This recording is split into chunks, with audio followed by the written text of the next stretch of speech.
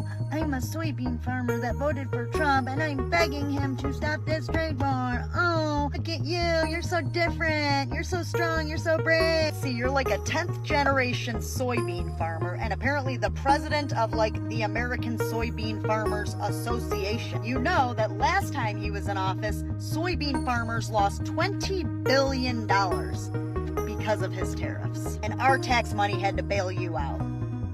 And you fucking voted for him again. And now you're like, oh, I'm begging him, please stop. This was in Project 2025. Hello? So fucking tired of you people. I saw a video of the cheese lady, the cheese slice lady. Saw a video of her like at a store pointing to cheese and saying, haha, see, some of us can laugh at ourselves. Fuck you. Right.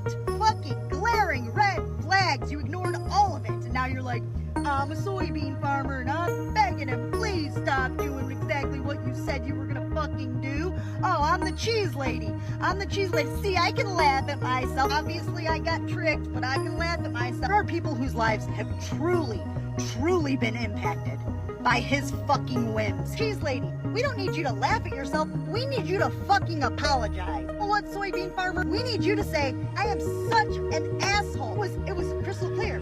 He said, I'm gonna do this to you. Now I'm like, fucking apologize to the whole country.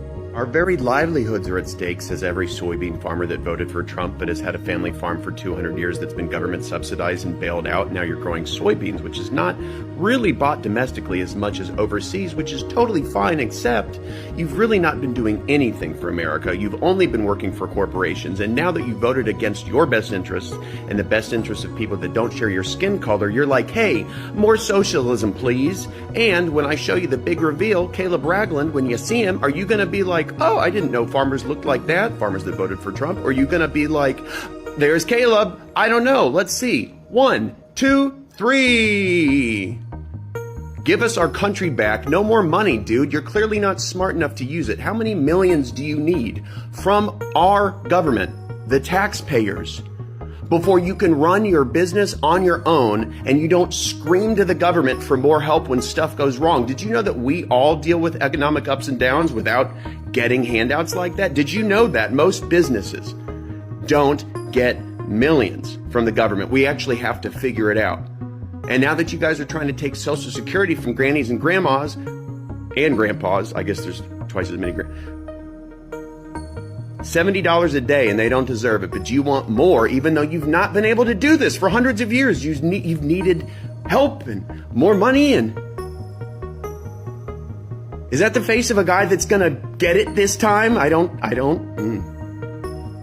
Farmers in the United States are now saying that they need a bailout, and they're asking the Trump administration to provide it to them on the backs of federal income tax. Now, they did the same thing during Trump's trade war with China in 2018 and 2019, and that resulted in a $23 billion payout to farmers in 444 counties that are farming dependent in the United States, or $63 million per county. Now, farmers across the country fully support Donald Trump, and in those farming dependent counties, all but 11 of them went for Donald Trump. So 433 counties voted on average 78% for Donald Trump. Now, these same farmers in these same counties are now saying we need a bailout from the federal government because of climate change, which some of them still don't believe in, and Donald Trump's tariffs and a worsening economic thing. With one farmer in Texas saying he used to sell his sorghum across the border to Mexico, and now there's no reason to because the economic policies make it too expensive and not competitive there. So how do you feel about bailing out farmers once again when they knew what they were voting for, when they cast their ballot for Donald Trump and just assumed that once again they would get a bailout in billions of dollars, all because they're farmers and Donald Trump likes them?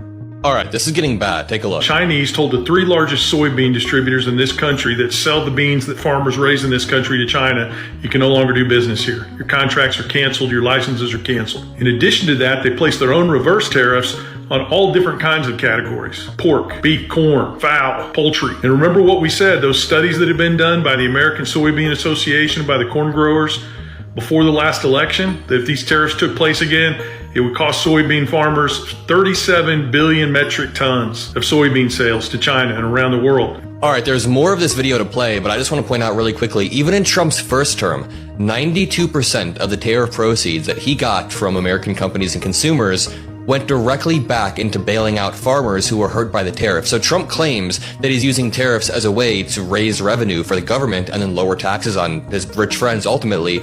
But all of this money will go back into bailing out farmers who are currently incredibly pissed. I mean, do you remember this article from a few weeks ago?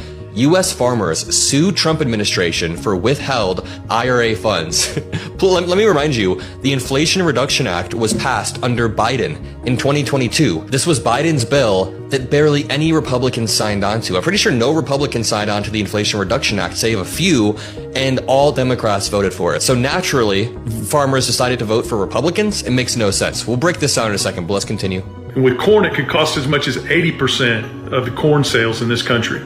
And here we go. Top 3 soybean sales companies in this country, their licenses to sell to China have been canceled. Chinese are saying, we don't want your beans anymore. And now we face the same thing, the same threat that we warned would happen before the last election, happening now to corn as well. And we're talking billions of dollars worth of corn sales. There's no way a paltry $526 million ethanol fuel program sponsored by the Trump administration in Iowa is going to make up for the billions of dollars in lost corn sales we are going to have because of these tariffs. Yeah, Iowa is one of the states that gets hit especially hard in the Midwest from these tariffs. But let me remind you, Trump is hurting a bunch of American farmers and American consumers who want to buy things with no actual concessions or plan. So yes, while Trump removed his Liberation Day tariffs, it is important to remind you we still have 10% blanket tariffs on practically every country, save Russia and North Korea. And then when it comes to China, we currently have a 145% tariff with an exemption on certain things like phones, which is the biggest thing that we import from China. So Trump started this massive trade war, escalated it, then he blinked on Liberation Day, 12 hours after the tariffs came into effect, and then he also went back on his Chinese tariffs.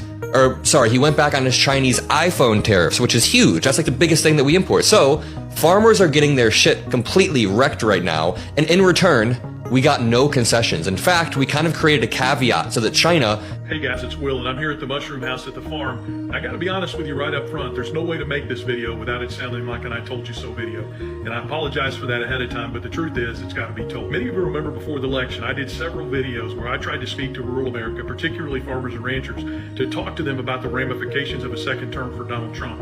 And in several of those videos, I talked about the fact that if we were to elect Donald Trump and he were to impose a second round of tariffs on China, the results would be devastating. And if you think hard about it, you'll remember what we talked about. Number one, we talked about the fact that China wasn't prepared for the tariffs in the first Trump administration. They had a disease going through their hog population. They didn't have good stocks of row crops. So they were caught off guard, and they had to continue to buy some American pork and some American row crop products in order to survive the tariffs, especially the time of C-19. But we also talked about what's happened since then. The Chinese no longer have a disease going through their pork population, and they're well stocked in pork. And in addition to that, they've reached out to South America and made best friends with the governments of Brazil and Argentina, and they are importing a lot of wheat and corn and soybeans from South America to the point where Brazil, which used to supply China with only 13% of their row crops, is now supplying them with over 43% of the row crops. And that relationship is just getting cozier and cozier. We talked about the fact that if we were to impose another round of tariffs on China, it would be devastating for row crop farmers, because since China is more prepared, not only would they be less likely to continue to buy row crops from Americans and from American farmers, they would also impose reciprocal tariffs of their own that would be devastating for row crop farmers in America. And guys, that's exactly what's happened. That's exactly what's happened. And again, this isn't an I told you so video, but it sure as hell is I wish you would listen video. Because on Friday, the Chinese told the 3 largest soybean distributors in this country that sell the beans that farmers raise in this country to China, you can no longer do business here. Your contracts are canceled, your licenses are canceled. In addition to that, they placed their own reverse tariffs on all different kinds of categories: pork, beef, corn, fowl, poultry. And remember what we said, those studies that have been done by the American Soybean Association, by the corn growers before the last election, that if these tariffs took place again, it would cost soybean farmers 37 billion metric tons of soybean sales to China and around the world. And with corn, it could cost as much as 80% of the corn sales in this country.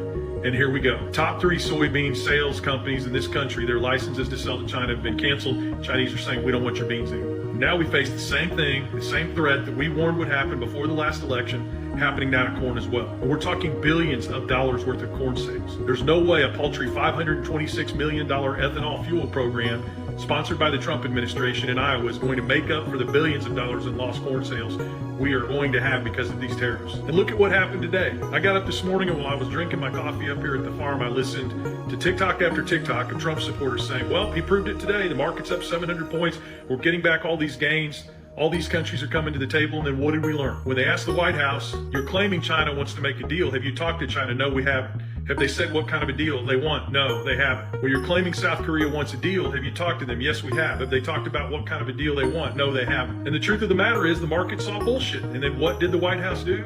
This afternoon, they announced that they're going to impose 104% tariffs on China, and the market lost every single one of the gains that it gained earlier today because there's chaos in the marketplace. People do not know how to plan for this, and this administration is woefully unprepared to do battle with the Chinese. I'm just telling you guys, this administration, when it comes to agriculture and rural policy, they're not playing chess, they're not playing checkers. They're sitting in the corner playing with themselves. There's no other way to put it, because everything they're doing from a policy perspective and an action perspective is failing.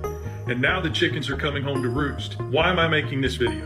It's not to say I told you so, it's to say get off your butts. Republicans and independents and Democrats, all three of you. But I know the Democrats are doing the hard work. Get off your butts and make those calls to those Republican policy holders, those Republican office holders, those Republican politicians, and tell them to take back their power on these tariffs so that they can stop what's happening. There's no positive trend going on here, guys. I'm telling you right now, read the markets. Go out there and read the data from these conservative agricultural organizations that have no love for Democratic politicians, that are telling us that shit is going south in a hurry. Farmers have already taken out their loans. They've already put a lot of their crops in the ground. If there are no sales and there are no subsidies, it will be too late for small farmers and ranchers. So get up, Republicans, you Republican farmers.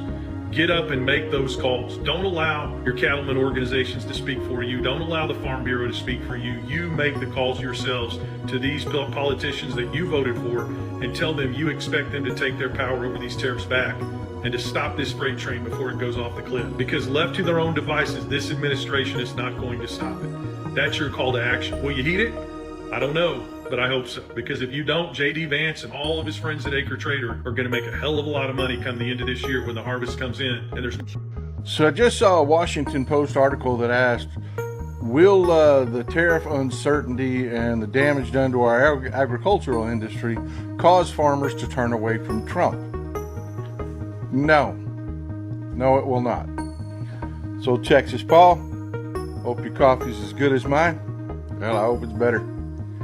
Yeah, if you're asking that question, you don't know shit about bigots. They would much rather take handouts from you and me, Trump handouts, and watch their farms go broke and watch their families go broke than ever admit they were wrong to not vote for the black economics major. If you don't understand that basic concept about MAGA white men, politics isn't your game. No place to sell it.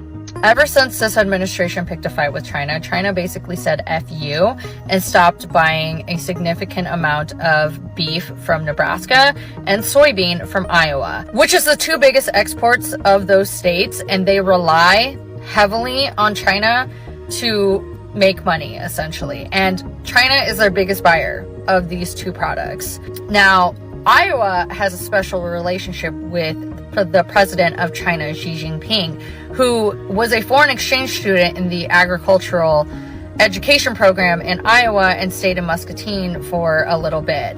So he learned a lot when he was in the state of Iowa. But now that relationship has basically gone to shit because of this administration. And now China is no longer buying soybeans. And now the relationship of international students who go to the University of Iowa and Iowa State are also on the line, which I'll talk about in a different video. But for the state of Nebraska, beef is the biggest export that they have, and especially China being one of their biggest buyers. Now, if you remember, the state of Nebraska stated that they were going to be in a $4 million deficit this year for their budget. And now that's probably a very higher number than initially stated, because now China is no longer buying beef from Nebraska, which is their biggest export, and they're their biggest buyers. And now these cattle ranchers and these farmers are now flipping out and freaking out because Their biggest buyer is no longer buying it. Who are they going to sell it to? And unfortunately, they voted for this. Do I feel bad? Not really, because you should have known never to pick a fight with China. China is not backing down. They don't need us. We need them. These farmers are not going to make it. They're going to be broke and bankrupt. Last night I watched video after video of farmers who might lose their farms because the government is reneging on contracts they wrote with these farmers. Hi guys, my name's Will, your favorite rural campaign and elections expert, and let's talk about it. Now the problem is President Trump's order to freeze most federal grants and loans has created a panic and uncertainty within the agricultural sector, which relies on billions of dollars in direct government assistance for loans, disaster relief, and conservation practices, many of which have been around since the days of FDR, and farmers have begun to rely on them. Now, if you've watched the news at all, you know that a federal judge blocked the order on Tuesday. The problem is, and what the media isn't telling you, is that farmers and ranchers over the last week to 10 days have begun to receive letters telling them that the government may not be able to live up to the promises they made in these signed contracts with farmers and ranchers to improve conservation and increase productivity on the farm. Sadly, I watched one cattle farmer video last night in the state of Missouri where he said that he's going to fall $80,000 short in funding because the government promised him that if he and his family invested in good conservation practices, they would support his efforts with grants and loans. He received a letter in the past 10 days telling him that they couldn't keep their promise even though they have a signed contract. And as a direct result, he's going to fall $80,000 short on his spring loan payment. And the only option he has right now is to sell his cattle. And he needs those cattle because those cattle are going to have calves, and he needs those calves to pay his fall payment. It's a no-win situation, and it's not his fault. My friends, this is the problem with electing a president that knows nothing about agriculture and placing people at the Department of Agriculture whose only understanding of growing crops and raising livestock is what they learned in a YouTube video on the plane on their way to Washington, D.C. To give you an example of the size of the problem, farmers received more than $10.5 billion in direct government payments in 2024, nearly half of which came from conservation programs.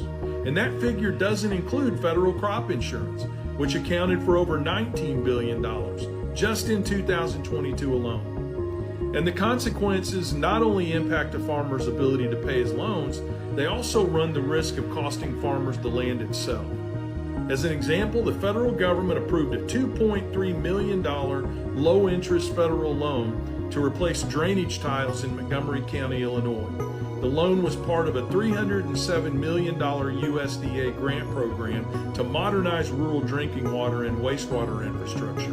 And for those of you that didn't grow up on a farm, drainage tiles or pipes buried under farmland carry away excess water.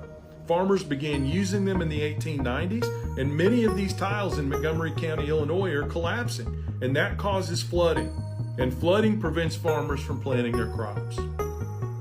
Now, farmers are starting to understand the extent of Trump's lack of knowledge, and they're starting to speak out. One farmer was quoted as saying, "Trump has no knowledge, zero knowledge of what's important relating to agriculture, especially agricultural drainage." Unless you think that the grant programs spelled out in the freeze are the only way the Trump administration is attacking small family farms and ranches, remember this. This is just one piece of the puzzle. Before attempting to freeze federal grants and loans, Trump signed an executive order suspending all Inflation Reduction Act funding, including the USDA's Partnership for Climate, Smart Commodities, and a program aimed at supporting sustainable farming practices. The Inflation Reduction Act is a cornerstone of former President Joe Biden's climate policy, and it allocated $400 billion in funding and tax credits to spur conservation and green energy efforts. And many people don't know that billions of those dollars went into agriculture.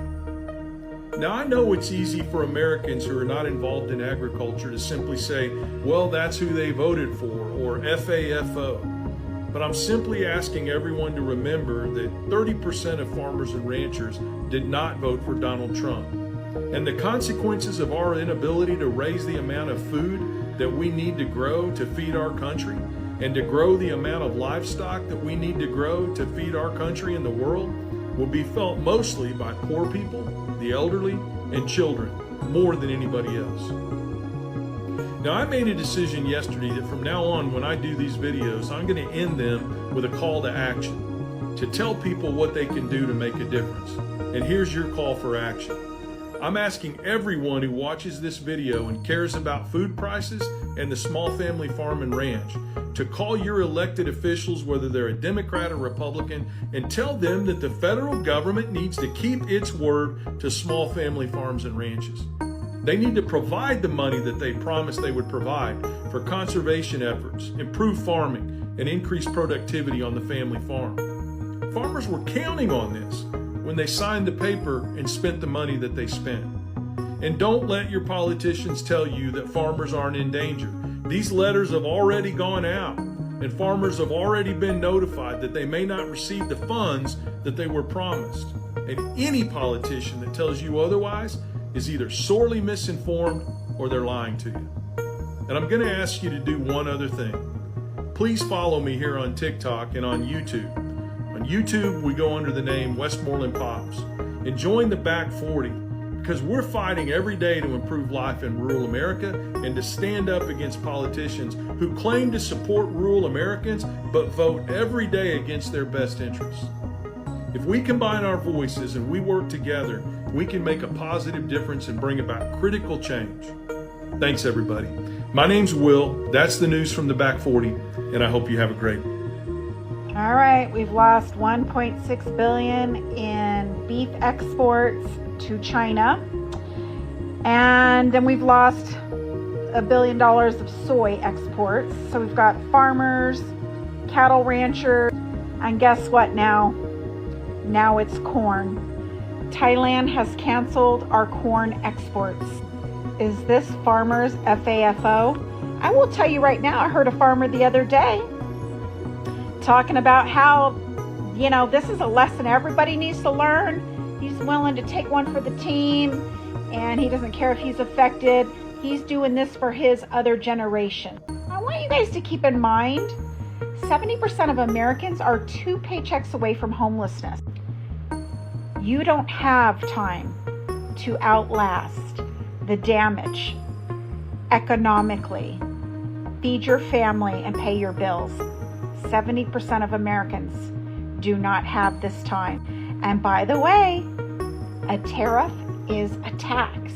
And I can say that with my full breath because I have a bachelor's degree in accounting and an MBA. A tariff is a tax, and a tax reduces your disposable income. Disposable income reduced will affect the economy. And let's not forget, for the first time in 248 years of history, the entire world hates us. Donald Trump promised a lot of things throughout the campaign and told us that he would get all kinds of things done, such as ending the war in Ukraine. Hasn't happened. How about peace in the Middle East? He said he was going to get that done too.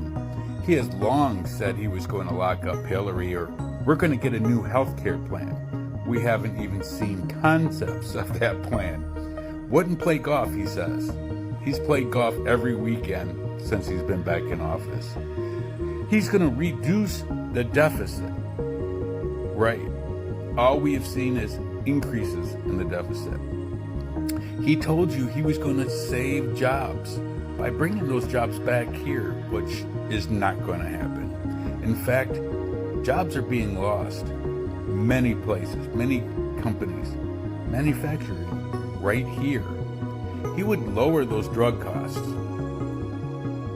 No, he's planning to put a tariff on pharmaceuticals. He has long said he was going to drain the swamp, but he just fills it more and more every time. He said he was going to go out and get the best people for our military in recruiting. He hasn't even talked about that. He also said he was going to reinstate a travel ban. Yeah, even something like that he hasn't done. There are so many things, the list can go on and on. that he said he was going to do, he was going to accomplish. He has done nothing of it. He has done nothing for us. He is focused on vengeance, a lot of talk, and doing things that are only making things worse. And in the end, what is the what is the output, the end game? A lot of talk, no action. That's what happens when you put in place a republic. Good evening. Just got back from the Marjorie Taylor Greene town hall. I'll call it a lecture dictatorship. There was no interaction with the community and with the constituents of CD14. It was just someone standing up there lecturing. Someone who has someone's sign said patted their bra, insider trading. Someone who didn't care about the number of community members or those that are represented based on diversity. Someone who couldn't care less about the freedom of speech. What we saw and what we heard about today is that people stood up to say what they wanted to speak, regardless of how the passion came out or exude, the frustration, the hurt. They were tasered today, put on the floor, taken away by police. And that made me realize, when you look at the video about what happened today and those videos that we have seen too far and too often, like George Floyd, somebody spoke up and said something, and they had to be forcibly put down by being tased. A young woman who voiced her concern from the audience was arrested and put in handcuffs. Y'all, if we don't wake up and see what this dictatorship, this MAGA fascist regime is trying to do to our United States, to our communities, I mean, it's blatant in our face. We need to be the place where democracy exudes. We need to be the voice for the voiceless. We need to make sure that our brothers and sisters and our neighbors' concerns, those should be our concerns too. We have to build an ecosystem, because we know right now that the people that are going to save us are the ones that look like you and me. We need to make sure that everybody in our community that we can reach out and touch are okay. We need to protect each other and stand firm to ensure that our neighbors are okay. Right now, we are living in a time of like no other. I've never seen anything like this. There's an election happening on April 29th in Cobb County. Y'all need to get out and vote. Local elections is really where it matters. You need to get engaged. It is not okay anymore to stay silent.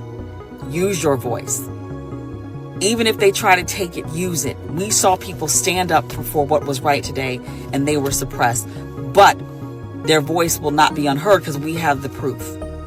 Get engaged, you guys. Get engaged. Yo, what's up, everybody? Just wanted to check in with a quick story. Two stories actually about the same topic, which is Trump's disastrous trade war with China. To put it succinctly, China is eating Trump's lunch. And this is not a pro-China video. China has a number of human rights abuses. I'm not going to pretend doesn't exist, right? With that being said, they were ready for this, and it's showing, right? Story number one, China is, they cut off all American imports of beef, right? All American imports of beef to their country, and they filled the gap by signing a deal with Australia. Okay? So all those Trump beef cattle ranchers and farmers in real America, they're screwed. That's a big chunk of their market. Okay? And now that is gone. Story number two, China has suspended all exports to America of rare earth minerals, which are necessary for things like semiconductors. Semiconductors are the lifeblood of modern technology. Airplanes, cars, military weapons, smartphones, computers, satellites, etc. And China has cornered the market on that, and they cut America off from those, while also they stopped importing American beef.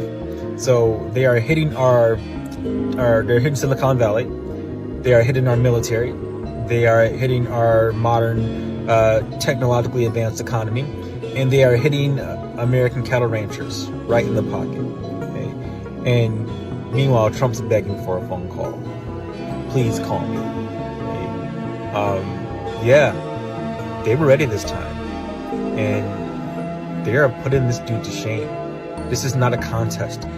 Trump needs to find an exit gracefully, because this is going to do harm to our country if this current trend continues. So again, I'm not here to praise China and pretend they're this upstanding country, but just calling balls and strikes. Like I said, China is eating Trump's lunch right now. It's embarrassing. Anyways, just my 2 cents. So have we seen this guy here? So evidently he is a Trump supporter. He voted for Trump all 3 times, and he has a small business where he exports, I guess, wheels from China, and he is upset because the new tariffs that have been placed on China will drastically hurt his business. So he took to TikTok and complained about that. And then when people said, well, I'm sorry, you fucked around and found out, this is the find out part, he came back on and crying, well, not literally crying, but complaining and whining about how people are taking joy in him and his family's suffering.